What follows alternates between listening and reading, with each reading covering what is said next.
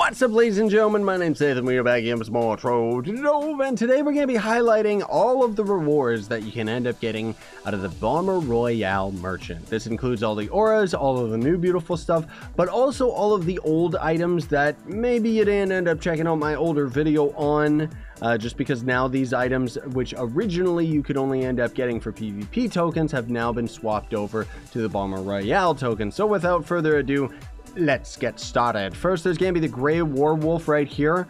The fun fact about all of these mounts is every single one of them was originally focused on PvP, despite the fact that they've kind of just removed Deathmatch for the sake of Bomber Royale. And the banners that you ended up actually equipping on your characters was specifically to end up helping you in Deathmatch, Team Deathmatch, Capture the Flag, and stuff like that. And these mounts are some of the only items in the game, or mounts in the game, I guess I should say, that would actually like exclusively have the banner shown off on the mount somehow. Now, fun fact, a lot of the reskins of these mounts are actually under the same code of the original PvP mounts. So sometimes you might end up seeing an item in the Chaos chest that is a reskin of, like the UFO, for example, is a reskin of the Warplane. And that mount actually will end up showing your banner off so long as you have one equipped, because they didn't end up bothering changing that little line of code, or maybe they just simply can't.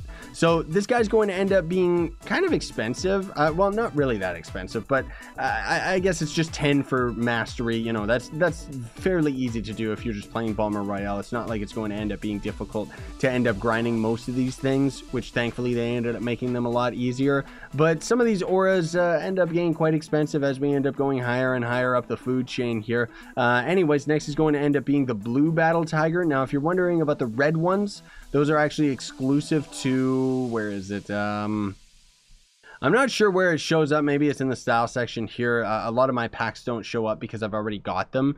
But there's a PvP pack that you can end up getting out of the store that gives you all the red guys, right? So anyways, this is going to end up being the cat. Obviously, I like him a lot better because the dog that we just saw 2 seconds ago, I really don't like his animation. This guy's not too bad, though, if you want a blue cat, and also just kind of decked out in armor. Feels very PvP oriented, not to mention just being able to have the banner in the mouth again rather than it just being behind it. But either way, ignore the auras that we're showing off on these characters. I'll show them off a little bit more specifically as we end up getting further along here, because otherwise then there's going to be the Blue Terror Turtle, which is going to be this guy right here. And this one's actually a really cool mount. I remember when this came out, it was like really awesome, just because he looks cool, you know. Not to mention, of course, it's a turtle, so he is going to end up working on water as a boat. And oh, look how cute he swims. It just reminds me of Jub Jub. It's hilarious. But more importantly than that, I just really like the color palette that they actually have with this guy. Just kind of a whole neon spike turtle. Just feels really cool, while he also just simultaneously feels really stupid at the same time, right? But that's a good thing sometimes. So then there's going to be the Sora of Defeat Weapon Aura.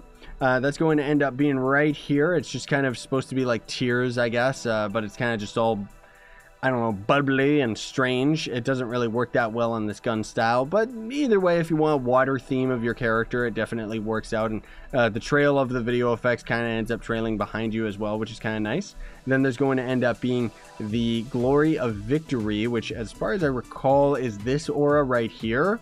This one I like. This is actually one of my favorite, like even over most of the mastery auras that give you kind of a yellow glow. I feel that this one is very cool. I think also just because of the little yellow Sakura leaves that we kind of got going on with it, it just feels very ancient and very powerful as far as an aura is concerned, which is why I really like that. So then up next is going to be the Victorious Paragon wings. Now, these things, as far as I remember, used to cost like, what was it, 300 battle tokens or something like that? I don't know. And most of these items are actually tradable too, by the way. So you keep that in mind. More specifically, the Victorious Paragon wings I know are tradable. I don't know if they bothered making any of these tradable because they weren't originally tradable, and usually they don't end up going into the code and changing it so that they are. But the fact that we could end up buying more than one of them tells me that maybe, let's just confirm it right here. Are these tradable? Yeah, they actually are tradable right now. Okay, cool. I don't think that they were before. Maybe they always were, but I don't know. Either way, that's cool. And then also, I guess I should mention that you can buy a Bomber Royale portal, which is just going to be this right here that you can throw in a club world. There's technically no point to do that because we also have the command that we can just do in the bottom left to end up going into Bomber Royale anytime we want. But maybe if you're just going from the hub or going from your club and you want to end up going into Bomber Royale all at the same time with some of your mates at the chance that you can end up playing together, then obviously that's going to be a reason for it. Oh yeah, I was going to show you off the wings. Now these are really cool. There's actually 3 wings that are like this in the entire game, and thankfully they haven't just reskinned them over and over. I guess 3 of them is kind of a reskin over and over, but either way, there's going to be the red ones from PvP, Bomber Royale now anyways. The blue ones you can end up getting from, oh gosh, where do you get the blue ones again? I don't even remember, but the green ones are from the Trove of Wonder ship because you buy it for the, you know, Fragments of Wonder, but the blue ones, oh geez, I don't even remember. Is there any hint to where we actually get them if we take a peek at them?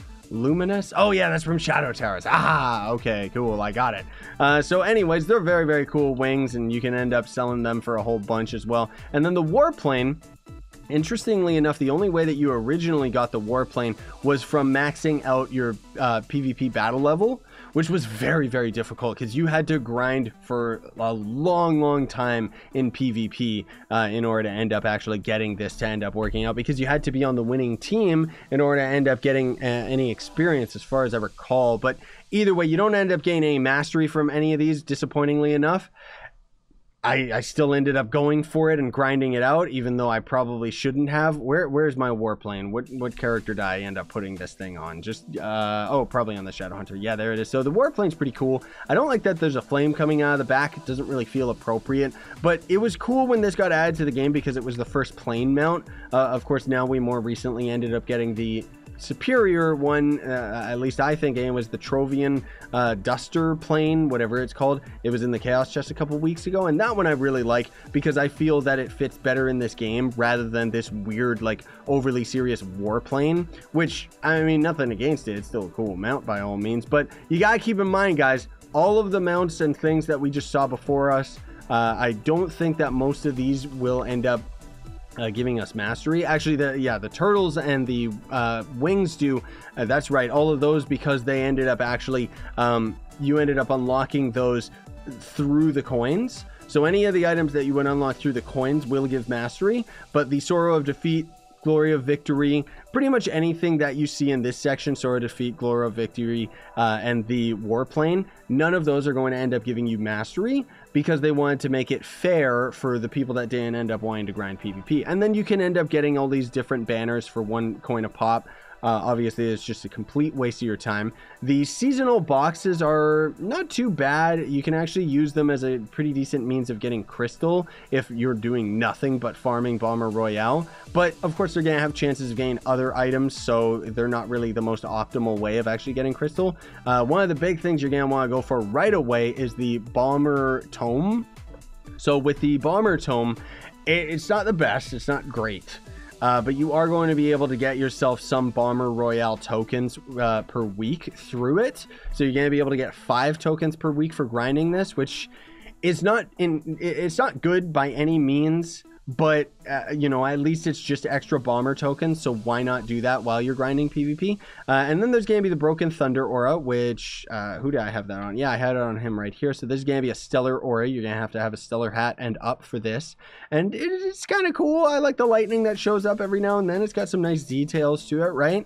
Kind of the same as the Dark Cloud mount that we've already seen in the past, outside of the fact that this one's actually raining on our character and actually kind of has the water drops kind of dripping on us and the lightning that triggers on us every now and then. Is kind of funny as well. Now the Tears of Joy is an absolutely hilarious aura, because it's just like quite literally your character is like crying. Let me take off my face style just so you can see what it looks like on a plain head. They kind of have it go right out of your character's eyes, so not that many. You can find some, but not that many face styles are going to end up working with this. But either way, that's just like so cute, because it just kind of, I don't know, it just kind of makes your character look like a baby rather than being something cool or anything. And it's hilarious, man. Like that's a really funny aura that they ended up adding to the game. Then there's going to be the Confetti Cannon. Now we're starting starting to get into that late game tier of Bomber Royale where you know what you're doing in Bomber Royale. You've been playing it for a very, very long time and you just don't stop. So this is going to be the Confetti Aura.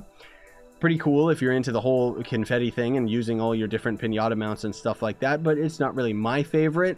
It's actually going to end up being very similar to, there is a video effects block that you can craft through the Geode Crystology table that you can plant on the ground that looks very, very similar to this. It kind of has the same lighting effect while not inherently, you know, adopting the confetti that's actually going on around it. And, you know, again, these are all going to end up giving you mastery. However, you gotta consider that the amount of mastery that you get from some of these things might end up being better to buy the cheaper one first just to get that mastery boost rather than saving for later, unless of course you want to sell any of these, because these things are going to end up being quite expensive. And then the Shadow Self Aura, which is absolutely beautiful, probably the coolest stellar aura in the game, outside of the fact that clearly, unless this is intentional, but it looks to me like the developers didn't even test this, because the fire aura is way too above my character's head.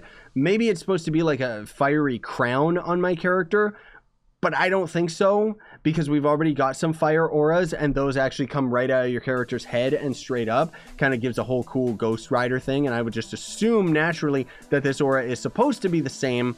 Just for some weird reason, they just didn't bother to actually center it. So hopefully we'll see it get fixed in a hot fix sometime in the future, but I don't think enough people are complaining about it for them to actually change it. Maybe it is supposed to look like this, you know, based on the way that the fire kind of ends up eroding from underneath. I think that maybe it's possible that this is how it's supposed to look.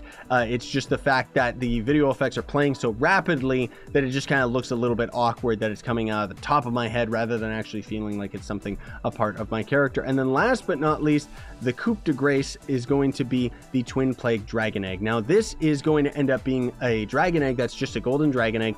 You don't got to forge this dragon up or anything like that, guys. You just buy this and then you use the dragon egg outright and you end up getting this guy, or you can end up selling it on the market, and they're still selling for quite a bit. Actually, they've gone down quite a bit in price, honestly speaking. Yeah, I think I paid like 2.8 for mine, and that was a pretty decent price within the first week of Geode to end up actually getting that guy. Now they're a lot cheaper. Obviously on console it's going to end up being more expensive, but this is probably going to end up being one of the most useful dragons in the entire game, right up there with the Primordial Water Dragon, because the Primordial Water Dragon has a lot of destruction to his fireballs. It's just going to generally end up destroying a lot more blocks and being a lot easier to get into dungeons.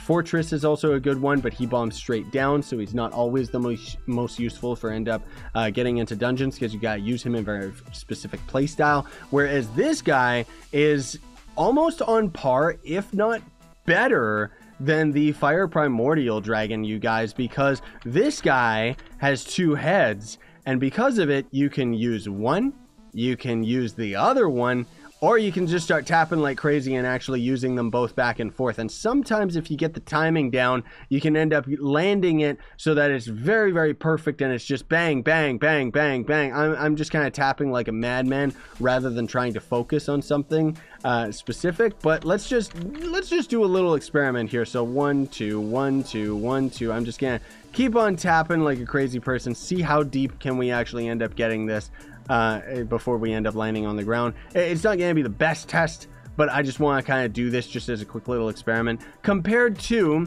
the Fire Primordial Dragon, which is definitely a lot easier and lazier because you can just hold left click and is going to end up shooting faster, but it kind of shoots in a straight line. So as you can see, you get excuse me, my throat's getting really, really dry right now. You are going to be able to go a lot deeper with this guy. I guess never mind what I said about the PvP dragon being better than the Primordial Dragon. It's good that this guy's still better, because otherwise that would have been very disappointing.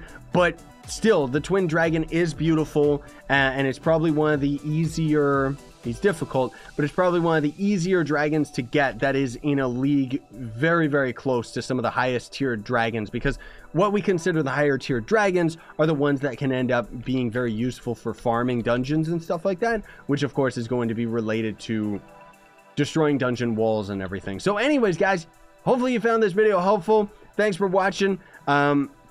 You know, we're not gonna focus on the banners or anything like that, because honestly, who cares? Just wanted to have a video that was kind of like the definitive, not only update video to all the old PvP stuff, but also just show you all of the new stuff that you can end up getting out of Bomber Royale. And the fact that it's all tradable, A+ for effort on that one, devs, because it's been too long since they've added items that were tradable, because it means that if you're not into Bomber Royale, you can just go and keep grinding up your flux so that you can end up buying this stuff from the market, which of course is going to end up being expensive, but still very, very cool. Thanks for watching though, folks. Don't forget to like, subscribe, and hit that notification bell so you're notified anytime I'm uploading videos. And then otherwise, if you want to support me, you can always sponsor my YouTube channel for a monthly subscription fee, or check down below for links to my merch store, as well as Gawkbox and Solidarity app. Now, if you don't have any money but you still want to support me financially, if you end up going to Gawkbox or Solidarity through your phone, it's going to ask you to play various phone games for 2 to 3 minutes, and then you're going to end up getting free money through sponsorship